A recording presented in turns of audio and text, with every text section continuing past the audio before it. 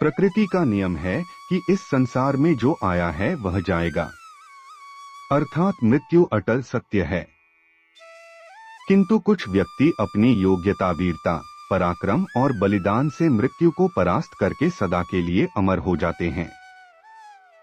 यदुकुल के महान योद्धा राव तुलाराम का नाम ऐसे ही अमर बलिदानियों की श्रेणी में आता है।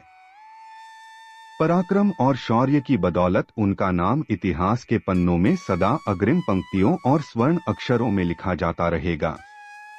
नमस्कार दोस्तों, मैं शैलेंद्र आपका अपने YouTube channel yes plus story में स्वागत करता हूं। दोस्तों, दिल को छू लेने वाली सच्ची घटना इतिहास पर आधारित है। इसको आप पूरा सुने और कमेंट करके बताएं आपको कैसी लगी कहानी में आगे।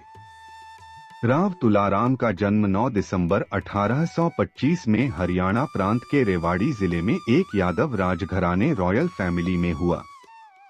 उनके पिता का नाम राव पूर्ण सिंह तथा माता का नाम ज्ञान कौर था। सन 1939 ईस्वी में उनके पिता का देहांत हो गया। उस समय तुलाराम की आयु मात्र 14 वर्ष थी। पिता की मृत्यु के बाद उनको रेवाड़ी रियासत की गद्दी सौंप दी गई, किंतु उनके भविष्य का सारा भार माता ज्ञान कौर के कंधों पर आन पड़ा। कर्तव्यपरायण दूरदर्शी मां ने अपने कर्तव्यों का पूर्ण रूप से निर्वाह करते हुए किशोर तुलाराम को भारतीय संस्कृति, उर्दू, फारसी, हिंदी, धर्म, योग आदि समस्त विषयों की शिक्षा प्रदान करवाई। उनको भारत के वीरों और वीरांगनाओं की गाथाएं सुना सुनाकर बहादुर और निडर बनाया। राजकुल की परंपरा के अनुसार अस्त्र शास्त्र, घुड़सवारी आदि की शिक्षा दी गई।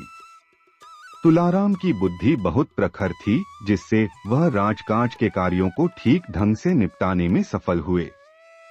अपने व्यवहार और संस्कार से पारिवारिक शांति स्थापित की। राव तुलाराम के 3 रानियां थीं।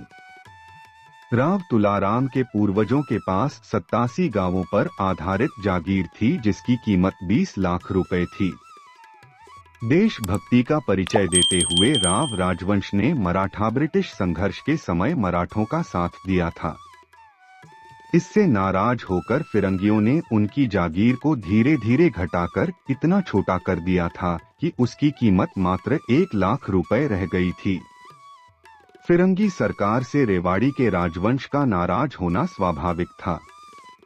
दोस्तों, राव तुलाराम जी की कहानी आपको अगले भाग में बताएंगे। भाग 1 बस इतना ही है। भाग 2 के लिए कमेंट करके बताइए। तब तक के लिए जय हिंद।